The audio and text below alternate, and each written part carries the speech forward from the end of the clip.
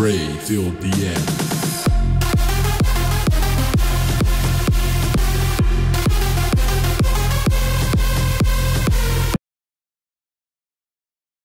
Good afternoon, everybody. It's your boy Big Hammer 83 here with a Rainbow Six Siege beta review. I told you guys it was coming last week and I didn't really get into it just because the beta had been extended, so I wanted to make sure that I had enough hands-on time before I could get in and make this video for you. So before I dive into it, if you like this video, give it a thumbs up. If you have any comments, questions, or concerns, leave those down in the bottom. I want to talk to you guys. I want to know what you feel about the beta if you got a chance to try it out. And if you haven't subscribed yet, go ahead and do it. So I'm going to jump in and start off by telling you this game comes out on December 1st, 2015. It'll be released with 20 operators and 11 maps. While that doesn't seem like that much, the DLC for this game forever will be free, which is a big thing if you are a budget-minded person like me. I don't always have 120 bucks to throw down on a game when it first comes out. Number one, because I don't know if I'm going to really like it. This whole beta thing is new, so now you're getting to try out stuff before you buy it, which for me is a great thing, especially when you care about your money. Because if I would have had a chance to really play Advanced Warfare before I bought it, I probably wouldn't have. So that's one thing with it. The second thing is that as long as they keep making maps for it, you could keep playing it. So 2-3 years from now, people could still be playing Rainbow Six Siege and having a good time, which is a good thing, and it makes it an awesome value at $60. So the main thing that I had, and the only real gripe that I had with this game, was communication and the lack thereof. People have mics and choose not to use them. In this game, it depends heavily on the people on your team to help you out, because it is a team game that you have to use tactics to win. I have witnessed a lot of people not using mics, and the lone wolf thing, like in Call of Duty or Battlefield, just doesn't cut it in this game. I found out that I could sit on the floor and mark targets looking out the window, and a guy next to me in the next room could get mowed down and not say anything to me, and I could get killed while I was still on the camera screen. So it was a little frustrating.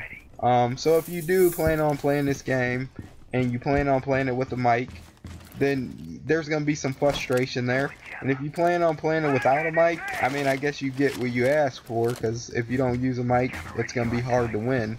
I played about 10 matches yesterday, and out of all 10 of those, maybe one of the games everybody had a mic. So I won 1 out of 10 games that I played yesterday, which is fine with me. I'm not like a super hardcore gamer, but for people who like to break controllers and stuff like that, rage quit, you're gonna have a hard time with this. The next thing that I had a problem with was I didn't feel like the team, if you worked as a team, you got any special reward for that. And what I mean by that is that you could be on the defense and have somebody running around as Rook. Rook has a bag of armored shields that he could put down for you guys, extra over armor, and a lot of people weren't using that to support the team. So a lot of the things on defense are there to support the team, and maybe it was just too soon and people didn't understand how it quite worked, but there wasn't a lot of people using that stuff. So if you got a reward for everybody on the team doing something together or making something happen together, that would be nice. Extra renown points at the end, which is the in-game currency, would be great. The weapons, to me, I don't really know how to feel about them. They just felt numb to me. Some things were overpowered and too much recoil, and some things didn't have enough recoil at all. Kind of like the handgun that the shield guys have. I understand that it's a tactical game and that's how you should approach it, but the shield guy shouldn't be invincible. I mean, he should be a support for the rest of the team. He should be the first guy through the door, hold off some fire just long enough for the team to get in, and then he has to move back, not be a one-man wrecking crew. That's just my own personal thing. I'd like to see some kind of cover system added too.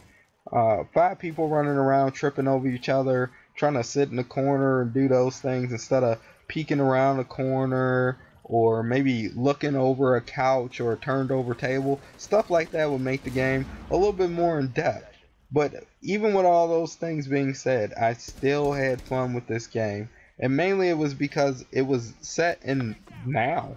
There was no exos, no laser guns, no robots, just a group of guys and girls shooting at each other. And there was, for me, the feeling of standing next to a window about to breach it with a charge and follow a teammate in, and knowing that they got your back and you had their back, it's a satisfying thing. It was very satisfying playing that. A few guys from the Ubisoft forum I had met before the technical test started. We all got together the first day. It was 5 of us with mics, and that was the most fun that I ever had playing a game. And maybe that means I need to play more games, or maybe I just had that good of a time though. But somebody going in the wrong way and getting killed and saying, hey guys, they're in here, and us having to adjust as a team to get the job done was so rewarding. It was fun. You know what I mean? There was laughter and smiles and seeing people fall off the building or fall off the house and you had to go pick them up. It was just an enjoyable experience. So I hope that you guys actually get a chance to, or got a chance to see that, because like I said, without a mic you won't get a chance to enjoy it. So the main question that I have right now is, should I put $60 down towards this game? And to be all the way honest, with Call of Duty coming out, you got Halo 5 coming out, you got Star Wars Battlefront coming out, I don't really know if there's a place in my house right now for Rainbow Six Siege. And it's not because I didn't enjoy the game or I didn't think it was fun. It's just when you don't have the communication, you're kind of just stuck. So you're not going to win, you're not going to have that much fun. The people you usually play with aren't going to be on all the time. So that would mean you have to make schedules to play with people to make it enjoyable. It just seems like it would be too much work for me personally to have fun with it. So I'll probably pass on it, but my birthday is 3 days after the release date and then Christmas after. So I'll probably end up having it either way, but I won't spend my $60 on it. And if you guys want to, that's fine. That's only my opinion. I think you should try it out. If you didn't get a chance to try the beta, I would try it out and make that decision after that. You could always trade it in the day after if you didn't enjoy it or something like that. But to be all the way honest, the game for me though, all in all, was good. It's a good game. It was a new way of thinking about first-person shooters. It was just a lot of fun for me. But just right now, I don't think that it's worth the $60 for me to put out. So if you guys have any other opinions or any other thoughts, leave them down in the comments. And I'm going to say that I'm done with this review. And hopefully you enjoyed it. And hopefully it helped you make a little bit of decision if you're on the fence or not. And I hope you guys enjoy the rest of your day. And I'll catch up with you later.